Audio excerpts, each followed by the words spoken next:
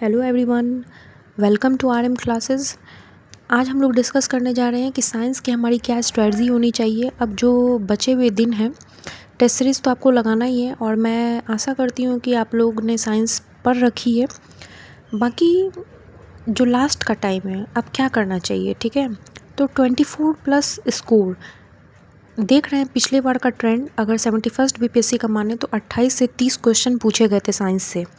30 question on an average, मतलब एक approx मान लेते हैं 30 क्वेश्चंस थे, ठीक है। उसमें एनसीईआरटी का वेटेज काफ़ी अधिक था, लगभग 20 क्वेश्चंस थे डायरेक्ट एनसीईआरटी से पूछ लिए गए थे। घटना चक्र से बात रही तो घटना चक्र से भी 12 से 13 क्वेश्चंस थे, ठीक ना। तो कुछ कुछ जैसे क्वेश्चंस हो गए तो वो घटना चक्र से भी थे। लेकिन अब आप पूछिएगा कि एनसीईआरटी का क्या रोल है, तो मैं यही बात कहूँगी कि जितने टॉपिक्स अभी मैंने लिस्ट किए हैं, मैंने 5 साल का ट्रेंड लिया है साथ में कि 5 साल को देखते हुए सिर्फ 71st बीपीएससी को ही नहीं, क्योंकि हर साल का ट्रेंड जो है बीपीएससी का अगर हम लोग देखें तो थोड़ा अलग हो जाता है इस कारण से। तो 24 प्लस स्कोर अगर आपको करना है तो आप सेफ़ जोन में हो सकते हैं, क्योंकि और भी अदर सब्जेक्ट्स हैं उसमें भी आप अच्छा परफॉर्म करेंगे तो आपका अच्छे से बीपीएससी क्वालिफाई हो जाएगा। तो 28 से 30 क्वेश्चन पूछा जा रहा है, कम नहीं है, बहुत मतलब कोर सब्जेक्ट्स में आ जाते हैं ना, साइंस, करंट अफेयर्स, हिस्ट्री, ये सब। कितना घंटा देना है, तो रोज़ कम से कम 1.5 घंटा तो आपको देना ही है। बाकी टेस्ट सीरीज़ तो सब कोई लगा ही रहे हैं, उससे भी क्वेश्चंस के प्रैक्टिस अच्छे खासे होंगे। मैंने जो टॉपिक्स का लिस्ट लिया है वो फिजिक्स, केमिस्ट्री, बायो तीनों को मिला के मैंने लिस्ट बनाया है। और लास्ट 5 साल के जो ट्रेंड रहे हैं, जिस टॉपिक से ज़्यादा पूछा जा रहा है, मैंने उसी टॉपिक को लिया है। पहला अगर हम लोग देखें तो इलेक्ट्रिसिटी, ठीक है। एनसीईआरटी से भी आपको पढ़ना है और घटना चक्र से आपको क्वेश्चन लगाना है, ठीक है। तभी जाके इलेक्ट्रिसिटी के जो कॉन्सेप्ट्स हैं वो क्लियर होगा और एग्ज़ाम्स में भी जो आपके क्वेश्चन बनेंगे। जो बीपीएससी का मोस्ट फेवरेट जो रहा है वो फ्यूज़ हो गया, रेसिस्टेंस हो गया, शॉर्ट सर्किट से हो गया। अब तो देख रहे हैं 71st बीपीएससी में टर्म वगैरह सबसे भी पूछा जा रहा है, लाइक पावर हो गया, ऐसा यूनिट, मतलब ये तो पूछा जाता ही है बीपीएससी में। लेकिन जो P = VI हो गया, आपको फार्मूला बहुत अच्छे से अब याद कर लेना है। फार्मूला वगैरह सबसे न्यूमेरिकल्स बनाने में भी आपको आसान होगा और ऑप्शंस को भी एलिमिनेट करने में आपको ज़्यादा काफ़ी हेल्प करेगा। दूसरा रहा कि साउंड चैप्टर काफ़ी इंपॉर्टेंट है। अभी 71st में पूछा गया स्पीड किस में ज़्यादा ट्रेवल करता है, तो सॉलिड, लिक्विड, गैस दिया हुआ था। ये घटना चक्र में बहुत बार बनाया होगा जिन्होंने भी प्रैक्टिस किया है। एनसीईआरटी से मैं इसलिए बोल रही हूँ कि हर बार जो है इंफ्रासोनिक, अल्ट्रासोनिक से भी हर मतलब 2-3 साल पे पूछा जाता है। पिछले बार 71st में नहीं पूछा गया, हो सकता है इस बार पूछ ले। तो साउंड चैप्टर से जो है ये सब जो हो गया, ये सब आप एकदम अच्छे से देख लीजिए। स्पीड हो गया, कहाँ इंफ्रासोनिक, अल्ट्रासोनिक, ये सब बहुत अच्छे से रिवाइज कर लेना है।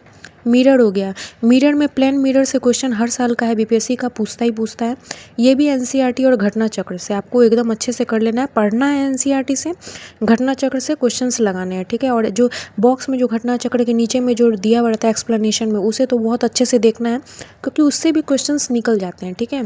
अगर आप इतना भी कर लेते हैं ना तो काफ़ी है। और मैं ये कहूँगी कि लूसेंट जो है पार्शियली और इनडायरेक्टली जो है वो हेल्प करता है, बट अगर किसी ने लूसेंट नहीं पढ़ा है अभी तक तो एनसीईआरटी और घटना चक्र भी जो है आपको अच्छा स्कोर करने में हेल्प करेगा, ठीक है। फोर्थ चैप्टर हो गया ये। इसमें आप first law, second law, third law, ये सब एकदम अच्छे से देख लीजिएगा। और अभी जो है न्यूमेरिकल इससे पूछा गया, लाइक हॉरिजॉन्टल फोर्स जो है ऑफ 200 न्यूटन वाला वो हो गया। वेलोसिटी, एक्सेलरेशन से भी आपका कॉन्सेप्ट क्लियर होना चाहिए। वर्क डन, ये आपको 9th क्लास के एनसीईआरटी में बहुत अच्छे से दिया गया है, इसको आप ज़रूर से अच्छे से पढ़ लीजिए। इससे भी क्वेश्चन पूछा जा रहा है। अभी देखिए ना, बुल्लो कार्ट वाला जो क्वेश्चन है, बुल्लो कार्ट वाला जो एक है एनसीईआरटी में, वो उससे क्वेश्चन देख लीजिए, पूछ लिया है 71st में। तो इस कारण से वर्क डन, एनसीईआरटी बहुत इंपॉर्टेंट रोल प्ले करता है, ठीक है। उससे डायरेक्ट क्वेश्चंस उठ के आ रहे हैं, तो कहीं कहीं क्यों जाना, ठीक ना। इस कारण से मैं बोल रही हूँ कि जो चीज़ मैं बता रही हूँ वो आप साथ में नोट करते जाइए, क्योंकि मैंने बहुत सारी चीज़ें लिखी नहीं है इसमें, मैं आपको बता रही हूँ क्योंकि बहुत गिजमिज टाइप से हो जाता है। मेटल्स, नॉन मेटल्स, ये तो इंपॉर्टेंट है ही, ये आप पढ़ लीजिए। 1 साल 2 साल पे नहीं पूछता है तो इस बार पूछ लेगा। इसके यूजेस देख लेना है, ठीक है। पॉलीमर, ये बीपीएससी का बहुत इंपॉर्टेंट टॉपिक रहा है हमेशा से ही। इस बार भी आप देखें 71st में 12th की केमिस्ट्री से पूछ लिया है, ठीक ना। तो 12th की केमिस्ट्री से पूछा है तो ये नहीं है कि अब हमें 12th की केमिस्ट्री पढ़ने के लिए बैठ जाएंगे हम। 6 to 10th की एनसीईआरटी का सफिशिएंट है, बट हाँ कोई टॉपिक्स हैं तो उसे पढ़ लो, मतलब कि उस चीज़ को पढ़ लो। लाइक पॉलीमर से कुछ पूछा तो वहाँ के उस चीज़ के आसपास की चीज़ों को देख लेना है हमें, ताकि छूटे नहीं क्वेश्चन, ठीक है। सब नहीं पढ़ने बैठ जाना है। अभी देखिए जेनेटिक कोड से भी क्वेश्चन था, ठीक है। जेनेटिक कोड से क्वेश्चन पूछ रखा था कुछ, तो वो 12th के एनसीईआरटी से था। अब 12th की एनसीईआरटी पढ़ने का तो समय नहीं है कि हम 12th की एनसीईआरटी पढ़ने बैठ जाएंगे, बट कुछ जैसे लाइक मैंने भी बताया पॉलीमर में जेनेटिक जीन्स ये सब हो गए, तो ये थोड़ा बहुत देख लो। बाकी घटना चक्र और एनसीईआरटी में जो भी दिए गए हैं वो थोड़ा बहुत भी मतलब कर लेंगे तो सफिशिएंट ही है। 1-2 क्वेश्चन तो फिर भी इधर उधर हो जाता है कि सबको सब कुछ नहीं आता है, लेकिन 6 to 10th का एनसीईआरटी बहुत इंपॉर्टेंट है। हार्मोन्स, सॉरी मैंने यहाँ पे एरो गलत दे दिया है। हार्मोन्स, एंडोक्राइन ग्लैंड जो है वो सीक्रेट करता है हार्मोन, और एक्सोक्राइन ग्लैंड एंजाइम सीक्रेट करता है, ठीक है। ये वाला जो चैप्टर एंडोक्राइन एक्सोक्राइन ग्लैंड वाला ये बहुत इंपॉर्टेंट है, आप इसकी अच्छे से प्रिपरेशन कर लो। इस बार इसमें से हो सकता है कि क्वेश्चन पूछ ले, क्योंकि 71st में भी पूछा है, ऐसा नहीं है, लेकिन चांसेस है कि इस बार भी आ सकता है। इसमें हर साल मतलब बीपीएससी पूछता ही है। लिपिड्स और प्रोटीन्स का जो आपका कॉन्सेप्ट है ये क्लियर होना चाहिए, क्योंकि 71st में भी पूछ रखा था बायोलॉजिकल मेम्ब्रेन्स जो है वो किसके बने हुए हैं, तो लिपिड्स और प्रोटीन्स के बने हुए हैं।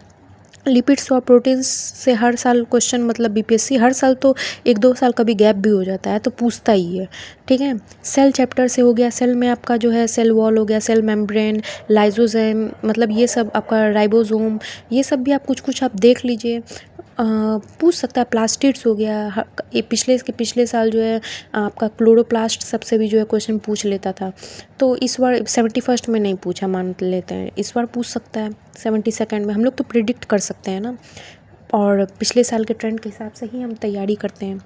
जैलम एंड फोलम ये तो बताने वाली चीज़ नहीं है, आप अच्छे से कर लो, क्योंकि अब इसमें भी थोड़ा सा डेप्थ में क्वेश्चन पूछा जा सकता है इस बार, क्योंकि अब सबको पता है जैलम का क्या काम है, फोलम का क्या काम है, ठीक है। फूड ट्रांसपोर्ट में काम है, वाटर ट्रांसपोर्ट में काम है जैलम का, तो उससे अब थोड़ा सा और ऊपर उठ के हमें तैयारी करनी होगी, क्वेश्चन पूछ लेगा। ड्रग्स से जो है, ड्रग्स में क्या है, लाइक एंटी फर्टिलिटी ड्रग्स हो गया, इस सब से क्वेश्चन हो गया। बर्थ कंट्रोल पिल्स हो गए, ये सब ड्रग्स हो गया, और कुछ मेडिसिन के एंटीबायोटिक्स के कुछ नाम हो गए, ये सब आप देख लीजिए, ये भी क्वेश्चन रहता है।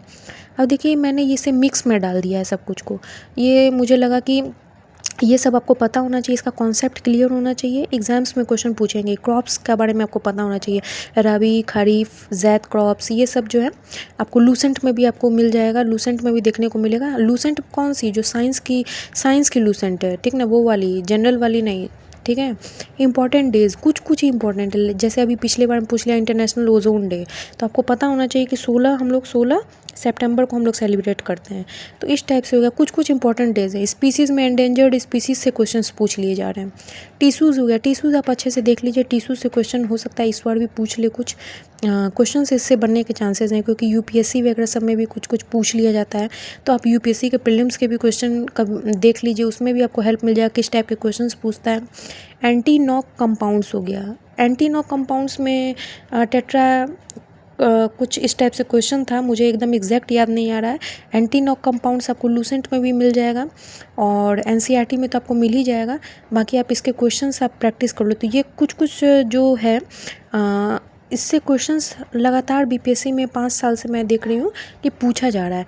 एपीकार्प, मीजोकार्प, एंडोकार्प, ये जो है लूसेंट में है, आप देख लीजिए। अभी मैंगो का पूछ लिया था ना, मैंगो का पूछा था कि कौन सा पार्ट है जो ईडिबल है, जो हम लोग खाते हैं, तो मीजोकार्प, ठीक है।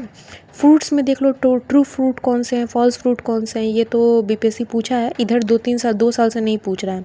बोन्स पढ़ लेना है, एलर्जीज़ देख लेना है। एलर्जीज़ में भी जो है आईजीई टाइप करके इस बार 71st में क्वेश्चन कुछ पूछ रखा था। एंटीबॉडीज़ हो गया, ये सब आपको एनसीईआरटी में मिल जाएगा, ये इम्पॉर्टेंट तो था ही। और बाकी ब्लड में जो है लिम्फोसाइट से बीपीएससी क्वेश्चन काफ़ी ज़्यादा पूछता है, मतलब हर 1-2 साल पे तो क्वेश्चन पूछ ही लेता है। अगर पिछले साल नहीं पूछा तो कि इस बार कंफर्म है कि इस बार पूछ ले, इस टाइप से होता है। तो ब्लड हो गया, ब्लड में लिम्फोसाइट बहुत इंपॉर्टेंट है। आरबीसी, ब्लड ग्रुप में आपने देखा है 69th बीपीएससी में भी और 70 में भी कुछ था कि यूनिवर्सल डोनर और यूनिवर्सल रिसिपिटेंट, तो इस टाइप से क्वेश्चन पूछ लेता है। तो इतने जो टॉपिक्स हैं ना, अगर आप इतना कर लेते हैं तो मुझे लगता है कि 24 से 25 मार्क्स तो अच्छे से आ जाएंगे, अगर आपका कॉन्सेप्ट्स अगर क्लियर है। अदरवाइज़ तो फिर क्या ही कहना है। बाकी आप अच्छे से रिवीजन करिए और टेस्ट सीरीज़ लगाते रहिए, तो अच्छे से सब कुछ हो जाएगा।